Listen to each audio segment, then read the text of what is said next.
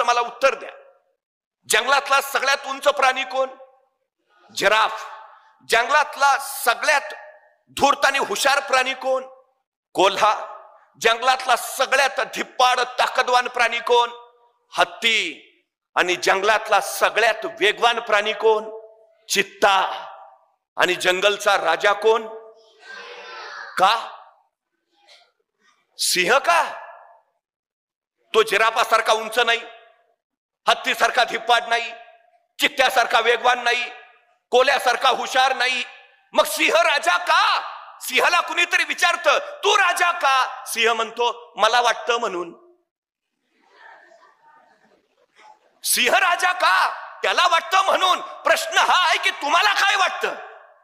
तुम्हाला काय व्हायचं आहे ते तुम्ही होणार. वाटणं महत्वाचं आहे. तुमच्या आई वडिलांना काय वाटतं अजिबात महत्वाचं नाही. तुमच्या टीचर्सना काय वाटतं अजिबात महत्वाचं नाही. तुम्हाला काय वाटतं ते सगळ्यात आणि सगळ्यात महत्वाचं आहे.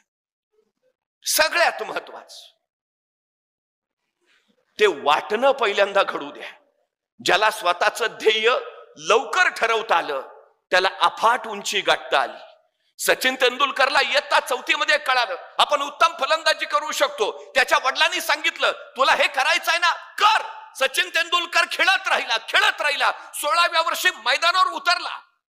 जागतिक कीर्तीचा फलंदाज झाला. इरफान पठाण 9वीत असताना क्रिकेट खेळायला लागला.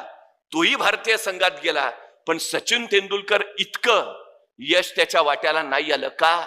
सुरुवात उशिरा झाली. जेवढ्या लवकर सुरुवात कराल तितकं अधिक अधिक अधिक तुम्ही उंचीवर जाल. हाच काळ आहे. तुम्ही ठरवून घ्या काय व्हायचंय. ठरवून घ्या.